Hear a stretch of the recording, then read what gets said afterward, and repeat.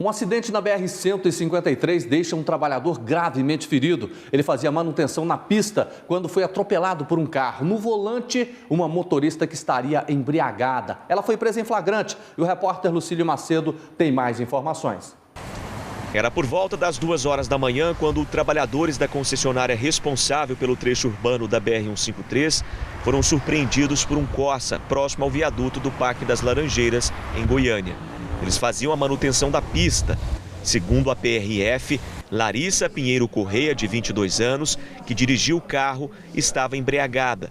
Não teria percebido a sinalização e atropelou Daniel de Souza Rocha, de 23 anos, que teve ferimentos graves na perna e foi encaminhado ao Hugo. Ainda segundo a polícia, a jovem voltava de uma boate e estava a caminho de casa quando aconteceu a tragédia. Este vídeo mostra o momento em que Larissa, que teve ferimentos leves, fez o teste do bafômetro. Você bebeu? Você está bebendo desde que horas?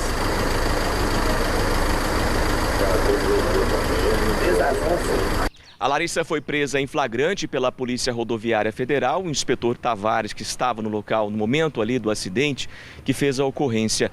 Vocês fizeram um teste do bafômetro. E aí?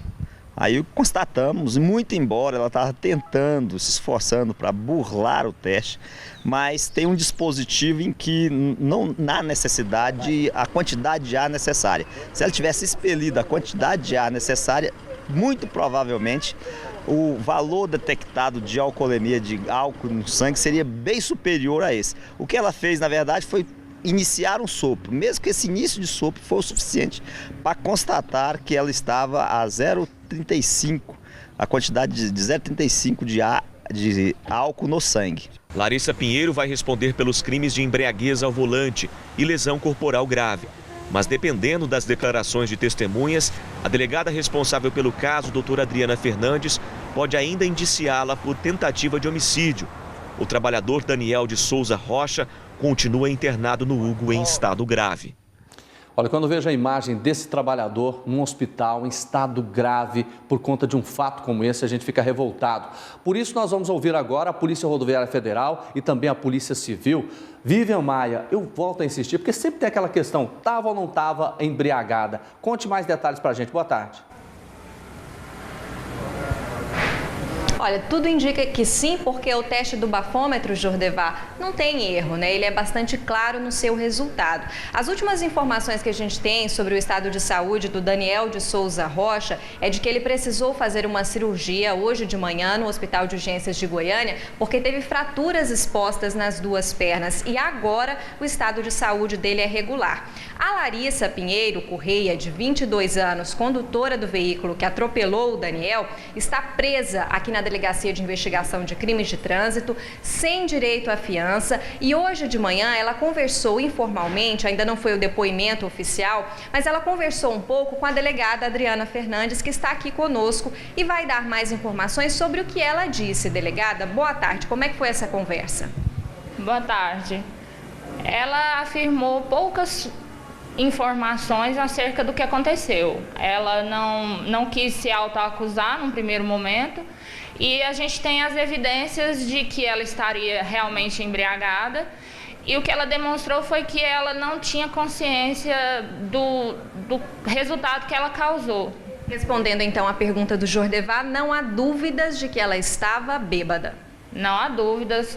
Com certeza ela estava, o teste foi efetuado pela Polícia Rodoviária Federal em momento hábil para isso e a embriaguez dela já está comprovada. Ela realmente confirmou que teria passado a noite bebendo, aos policiais ela afirmou que começou por volta de 11 horas da noite, estaria numa boate, foi isso? Ela não deu muitos detalhes, né, delegada, mas o que ela comentou sobre essa noite de bebidas? Ela disse que estava com os amigos numa boate aqui da cidade de Goiânia e realmente ela tinha ingerido bebida alcoólica, inclusive ela estava na companhia de uma pessoa momentos antes do acidente acontecer. Delegada, estudando melhor o caso, a senhora decidiu que deve fazer o inquérito com base no crime de tentativa de homicídio, que é mais grave do que lesão corporal e embriaguez, crimes identificados anteriormente. Por que a senhora tomou essa decisão? Olha, após a análise detida dos fatos, ouvindo os policiais envolvidos na ocorrência, houve uma testemunha ocular dos fatos e a conduta dela foi muito irresponsável desde o início. Ela poderia ter matado esse trabalhador. Não só ele, como outras pessoas envolvidas no trecho de obras. Então, devido ao fato de que o trecho estava bem sinalizado, havia os avisos todos em conformidade com a lei, ela teve uma atitude muito imprudente, no sentido de até dolosa, porque ela poderia ter evitado tudo isso e ela bebeu a ponto de não ter consciência do perigo que ela estava causando. Jordevar? Ô, Vivi, eu estou curioso, você está com a Polícia Rodoviária Federal aí, porque eles chegaram no momento, e eu tenho aí imagens aí do inspetor Tavares, como é que a Polícia Rodoviária Federal encontrou essa moça naquele momento? O inspetor Felisberto Tavares estava nessa ocorrência desde o início. Ela apareceu ali um pouco transtornada, inspetor. Bastante transtornada, né, dando todos os sinais de que estava sob efeito de álcool, pelo odor etílico e também pelas falas desconexas. E também por uma coisa inusitada. A hora que ela saiu e nós encontramos ela já no momento de socorro, ela apareceu somente de calcinha. A parte da vestimenta dela, somente calcinha, descalço e com a parte de cima. E ela não sabia e falava coisas que não tinham nenhuma relação com o contexto.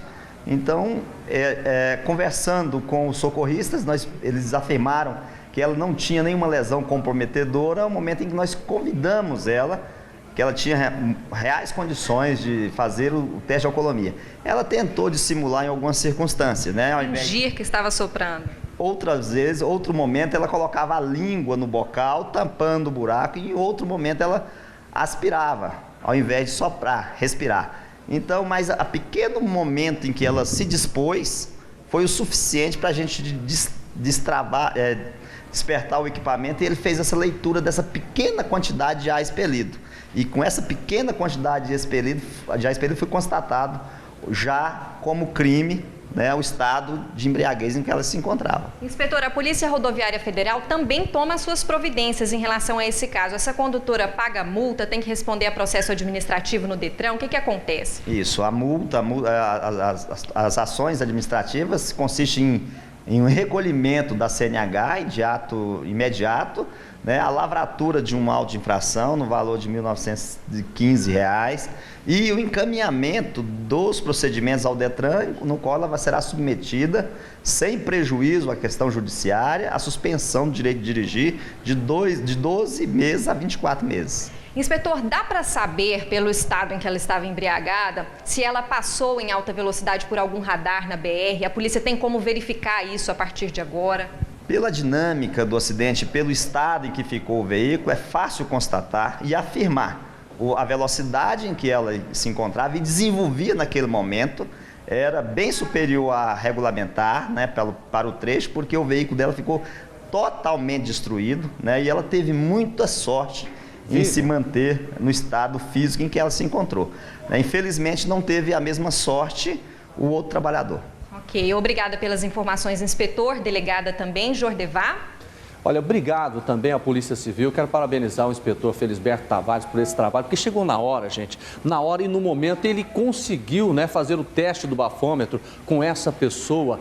Porque, veja só, não é hora da gente passar a mão na cabeça de ninguém, não. A delegada está certinha quando pode indiciar essa pessoa por tentativa de homicídio. E é isso que aconteceu mesmo.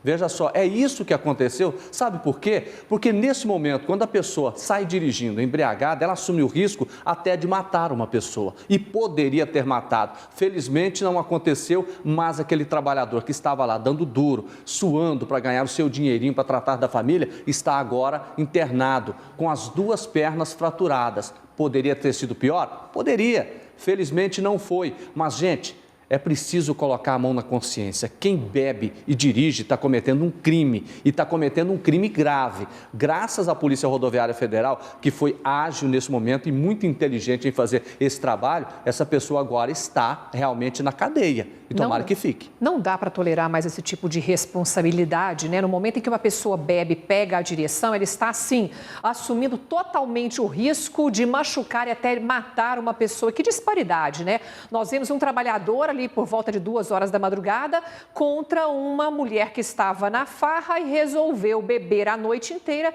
e sair dirigindo, colocando em risco a vida não só dela, como de outras pessoas também. Está presa e vamos ver que tipo de pena e que tipo de punição ela receberá. Lembrando que este não é o único caso. Frequentemente, inclusive, na volta de feriadão, temos mostrado aqui essa irresponsabilidade de embriaguez no volante.